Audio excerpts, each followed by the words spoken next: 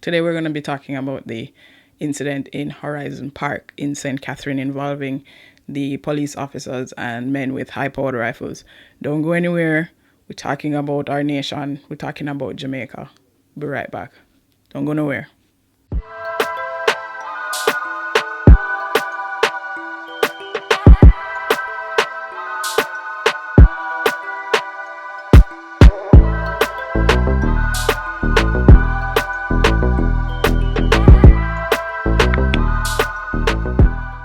All right, guys, this is Allison. And for those of you who don't know, on Friday there was an incident in Horizon Park in St. Catherine where 2 police officers were shot and killed and 2 others were injured during a major security operation. A Gleaner article dated June 12th, which is Friday. It states that alleged cop killer cut down in major security operation. The premise of the incident is that 2 police officers were shot dead in a confrontation on Queens Drive in Horizon Park on Friday in St. Catherine. It's alleged that at about 5 a.m. the police were carrying out an operation on Queens Drive when they were fired upon by men with high-powered rifles. Now, since then, one of the suspects in the incident, 39-year-old Damian Hamilton, a deportee, was shot dead in Corville Gardens yesterday afternoon. Just a couple of hours after the incident, he was shot in Corville Gardens. A 9mm pistol was reportedly taken from him. The incident comes just under 12 hours after 2 other cops were shot dead and 2 injured in a pre-dawn attack. In an Observer article today, the main suspect in yesterday's deadly attack on a police team in St. Catherine was the type of criminal that law enforcers are now facing more and more. Heavily armed and flush with money to hire foot soldiers and rent high-value houses in what would normally be considered safe communities, according to the National Security Minister, Dr. Horace Chang. According to Dr. Chang, this is the character of some of the criminal leaders we're facing today. They have resources, they have money, they buy guns, and they, in fact, will put themselves in unusual situations. They rent houses of the highest value. It is a pattern of criminality that is causing challenges. The police have clearly taken steps to have a better understanding and will, in fact, I am confident, overcome the challenges. This is a quote from Dr. Chang. Dr. Chang told journalists outside the premises in Horizon Park, St. Catherine, where 4 cops were shot, 2 fatally, by 3 men in an early morning operation. The article goes on to say that just over 11 hours later, the main suspect, deportee Damian Hamilton, was cut down by police at a house in Corville Gardens, St. Andrew, approximately 12 miles away from the scene of the early morning firefight that left Detective Corporal Dane Biggs and Constable Decardo Hilton dead. The superintendent, Leon Clunis, and another policeman whose name has not been revealed are still being treated in hospital. Condolences to the family during this time. Let me just say that. Condolences to all involved in this horrific incident. The article goes on to say that late yesterday evening, Police Commissioner Major General Anthony Anderson extended condolences to the families of the slain policemen and said the constabulary would do all it could to support them. A quote from the police commissioner: "This could be any given day of our policing, but it happened to be today," General Anderson said at a virtual news conference hosted by Prime Minister Andrew Holness at Jamaica House to give an update on Jamaica's COVID-19 response. "I have to thank all the people who expressed their support and who also gave information to us that we could follow up as quickly as we did.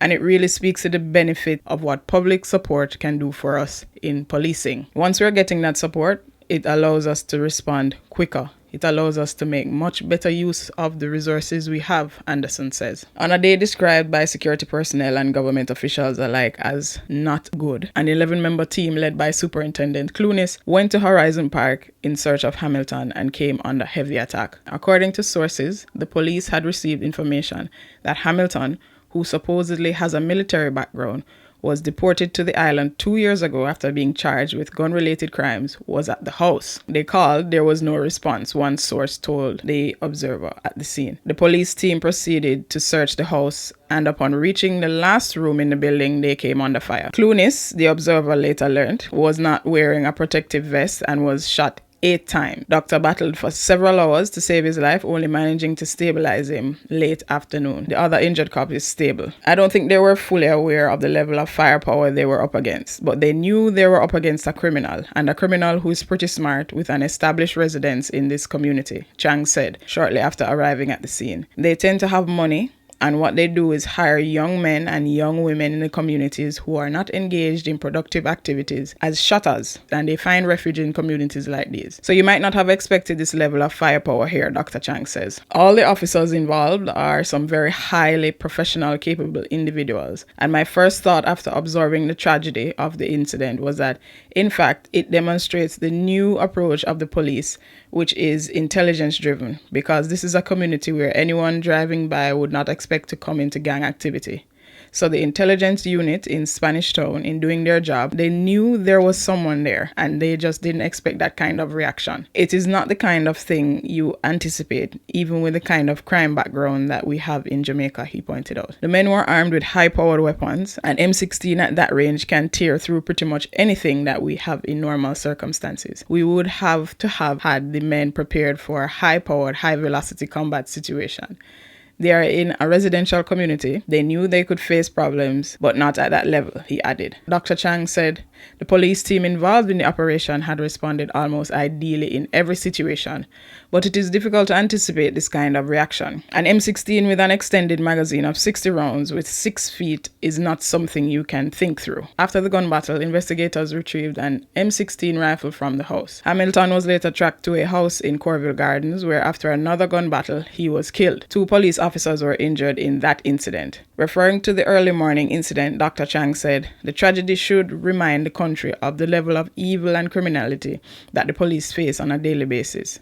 Unfortunately, many times some of the commentary would suggest almost the other way, that the police are the bad guys on the scene. But this is what I have come to understand as Minister of National Security, that this is a situation the police face every day. Opposition leader Dr. Peter Phillips, who visited the scene, paid respect to the policemen who gave their lives as a supreme sacrifice to help Jamaica. He also condemned the actions of the criminals. This attack is a clear attack on the country as a whole, and demonstrates that violence is rampant, respect for law is disappearing, and that there is a willingness to kill that has spread in the criminal community and which needs to be contained, Phillips said. It is clear that the crime problem is becoming more and more lethal, deadly, and difficult for the country. And it suggests to me that we need to go beyond the tactics and the strategies of the moment, which really seem just to focus on the hard policing and states of emergency, he argued. He said the presence at the scene of individuals from across the political divide and other spheres sent a very clear message. A country united against this violence. A country where the good people of the country want to be led to overcome the problem. We must take this as an opportunity to wheel and come again and find a better way forward. As police and soldiers swarmed the streets of Horizon Park, scene of crime personnel from the constabulary as well as independent commission of investigations representatives painstakingly combed the area for clues. Several cried openly. Some stood in silence, lost in thought. One senior policeman, whose nephew was one of the 2 cops killed, cut a stark figure, not verbalizing much, but his eyes, visible above his face mask, spoke volumes. It is bad, he told this reporter when asked about his nephew's tragic end, admitting in a soft voice that he had never expected that his nephew would die in that fashion. He described his family as being very close and said the 26-year-old cop, who was the only child for his mother and first child for his father, had been in the constabulary for only 5 years. He told the Observer that the young policeman's parents were not handling the news of his death very well.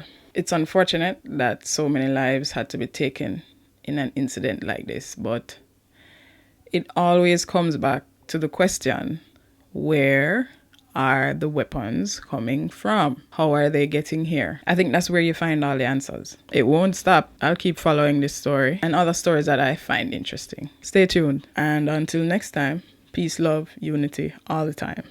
Blessings.